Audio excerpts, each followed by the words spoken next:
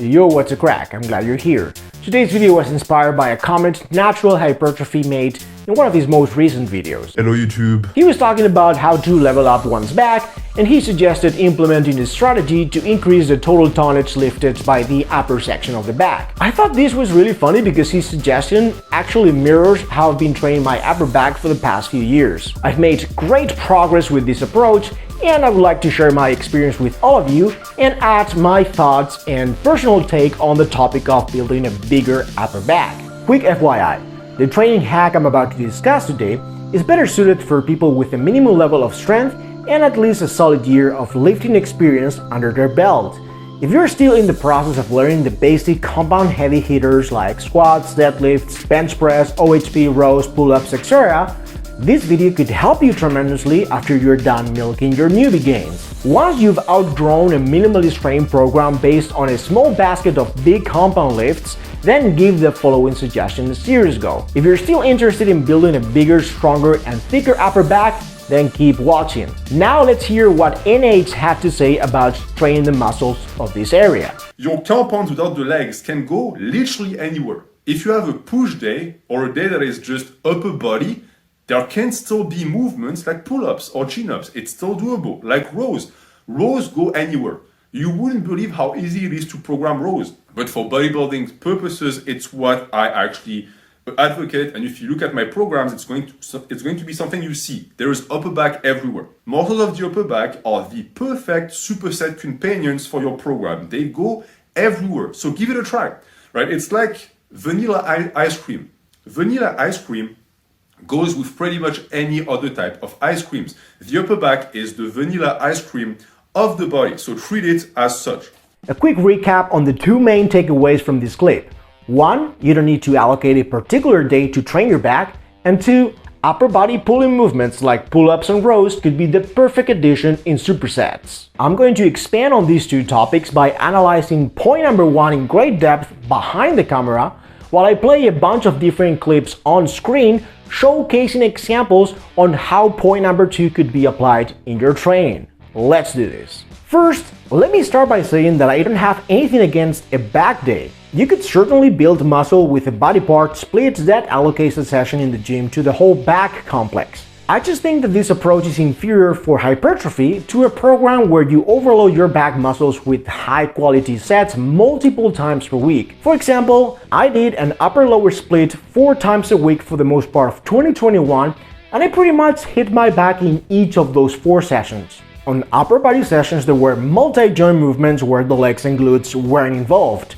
Other times, I would do a hip hinge like a Romanian deadlift within an upper body session that was meant to have a greater emphasis on the posterior chain.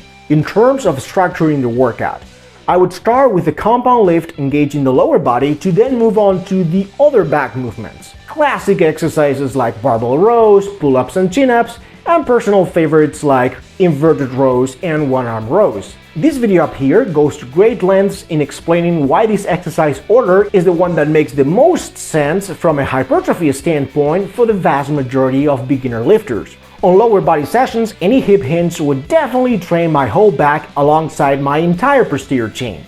And if I didn't happen to include any ground-based hinging on a lower body day, I would still find a way to overload shoulder horizontal abduction and external rotation with smaller isolation exercises, thus training my upper back complex in some capacity. This high-frequency approach to train my back lays on the premise that this body part is a very resilient conglomerate of muscles. They all work synergistically, so the workload is dispersed across a large area. This means that it's difficult to isolate things because these muscles are designed to work with one another. It's hardly the case that you fail a set because your traps give out or because you exhausted the rhomboids. Consequently, because it's very difficult or outright impossible to take many of these muscles to failure, the best approach for the majority of people is to hit them quite frequently with plenty of quality sets sprinkled throughout the week. If you're no longer a beginner and you're someone training for the sole purpose of building muscle, I would encourage you to train your upper back in this fashion for the best possible results. Alright, I do acknowledge that this high-frequency approach has a hypertrophy bias, but if you think about it, athletes from different disciplines and backgrounds seem to have come to the same or very similar conclusions. Let's take a look at two different examples, one coming from the sport of powerlifting and the other one coming from calisthenics. Johnny Candido, an elite-level powerlifter who has been concerned with increasing his performance in only 3 lifts for the most part of his career. I think it's safe to say that aesthetics or building muscle have never been key motivators for him to grow as a lifter, something which he talked openly about in one of his videos a few months ago. And yet, when it comes to giving advice to other recreational lifters pursuing strength, Johnny Candido advocates the same guidelines that a natural bodybuilder like NH would. If we look at Candido's 6-week training program for intermediate lifters on his website, we can observe two things. The first part of his program is focused on muscular conditioning through traditional hypertrophy principles.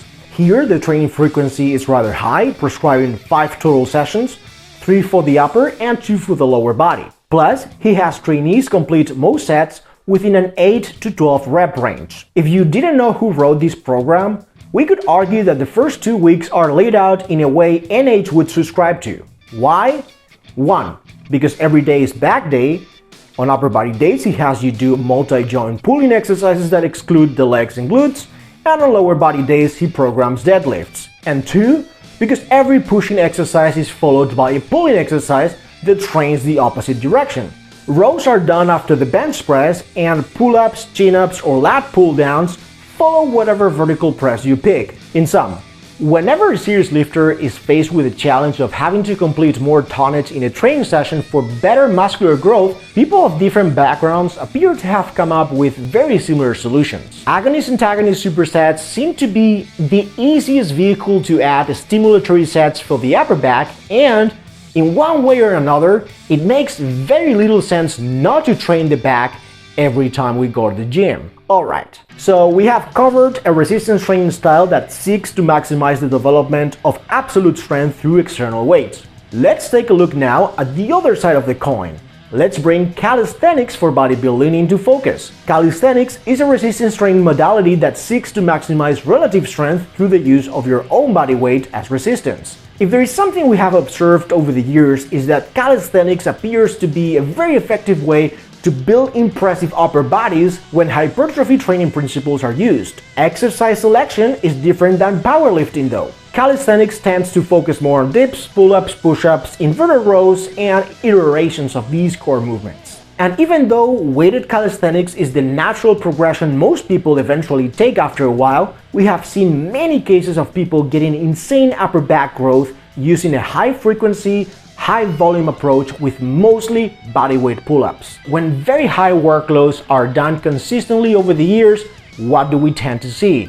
Insane V-tapers and very impressive upper backs. Which, by the way, supports the underlying idea I'm trying to put forward in this video, which is that a very high-frequency approach for training your upper back is not only possible, but based on a large pool of anecdotal evidence over the years, it seems like it is the best possible way to train this part of your body. And yes, training your back through a pull-up only approach is minimalist in nature, and this will inevitably create underdeveloped parts of the back, especially the spinal erectors. But this is a topic for a whole different video. In conclusion, the best approach to an amazing upper back for the vast majority of people would be to combine a high-frequency approach and the addition of pulling movements of various kinds as part of supersets when you train the upper body.